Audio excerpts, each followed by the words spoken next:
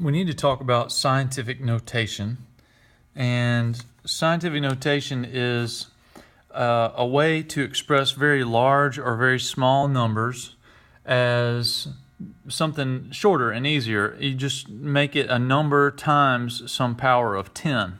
So the concept is basically that one number can always be written as a product of two other numbers. For example, 6 can be written as 3 times 2.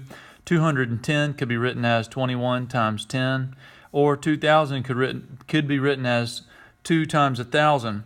So any number can always be written as a product of two other numbers, and that becomes handy when you need to write extremely large numbers or extremely small numbers, such as these two. And this is just a quick example of scientific notation. This extremely large number, which I'm not even going to try to pronounce, could be written as 6.2 times 10 to the 15th power. That is an example of scientific notation, and I'll explain the different parts of it and make sure you understand how to do it in just a second.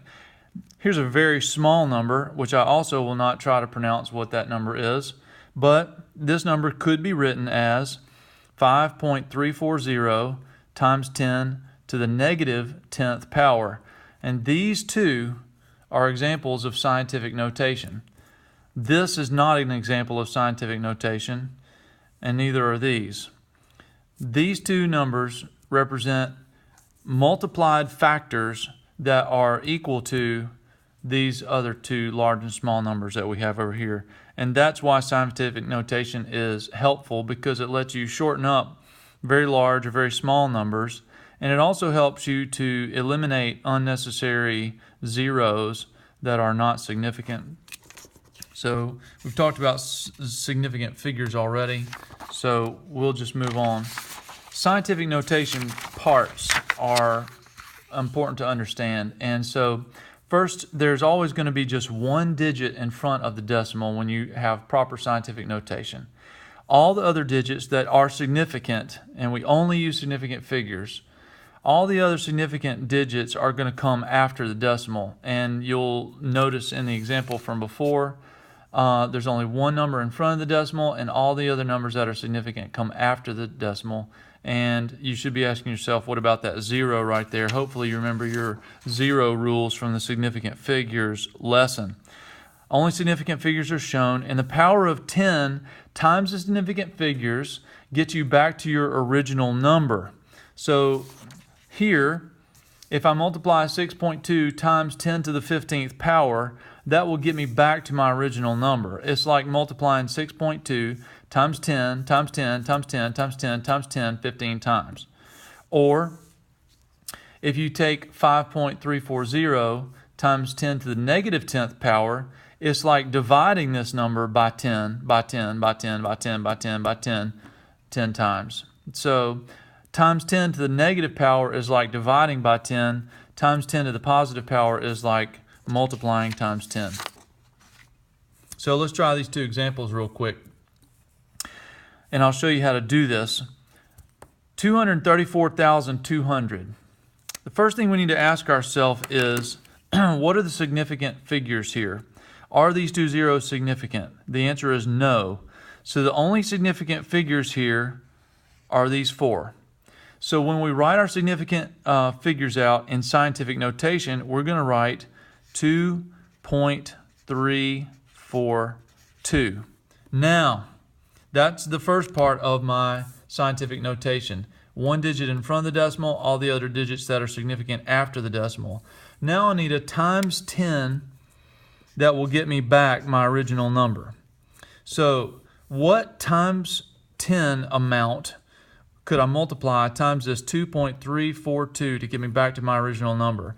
Well, if you look at this, here's where my decimal place started out at the end of this. I had to write the decimal place in because it wasn't written originally, and these zeros are placeholders letting me know that this number was in the hundreds of thousands. So that decimal place is going to have to move 1, 2, 3, and then 2 more places to get me back to my original decimal place. So this power of 10 is going to be 10 to the 5th power. So if I had my decimal here, it would have to move 1, 2, 3, 4, 5 places to get back to its original spot. So that means my scientific notation is 2.342 times 10 to the 5th power to represent this number. What about this one? Are these zeros significant? No. Zeros to the left are not significant. How about this zero on the end? Is it significant? Yes, because the decimal is shown in the original number. So here are my significant figures in this number. There are 4 significant figures. So I need to show all 4 of those, but I always put one number in front of the decimal and the others after. Okay? Now, I'm going to multiply this times 10, and the power on the 10 is going to tell me whether I have to move the decimal to the left or move the decimal to the right to get back to my original number. To get back to my original number, the decimal needs to go to the left, so it's going to be a negative power of 10. And how many hops does it have to go to get there? Well, if I started my decimal here, I would have to go 1, 2, 3, 4 hops back to the left to get my original number back. So this is going to be times 10 to the negative 4th power. Okay, hopefully you understand scientific notation a little bit now. Let's try these 5 examples real fast and see if we can get them. Okay. Let's do this quickly. So, 265. I need to start that out by writing 2.65. Now, that's times 10 to the 1, 2 power, because the decimal moves to the right to get my original number back. This marker needs to be replaced. How about this one? This is going to be 7.2. Oh, yeah. Times 10 to what kind of power? The original number, to make this go back to the original number, the decimal moves to the left, or the original number was less than 1. So this is going to be a negative power, and that would be 1, 2, 3 places. So that represents this. Okay, how about this one? This 0 is significant, so it's 2.80 times 10 to what power?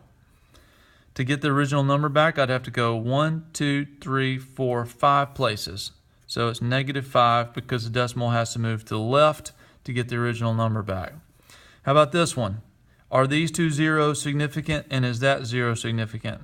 The answer is yes, yes, and yes. So all of this whole thing is going to be part of my scientific notation, which in this case makes the scientific notation almost pointless, but we still show all of the significant figures, and that is helpful. So this is going to be times 10 to what power? To get the original number back, I'd have to go 1, 2, 3, 4, 5 places to the right, so that's positive 5 on the power of 10. Last one, 207,000, no decimal shown. So are these zeros significant? And is that 0 significant? No, these are not. Yes, that is. So 2.07, no other zeros are going to be used because they're insignificant, times 10 to what power? To get back to the original place, I'd have to move that decimal 1, 2, 3, 4, 5 places, so it's 5 is the exponent on the 10. Hopefully this helps you understand scientific notation a little better, and there will be some practice problems attached to the next slide for you to practice at home.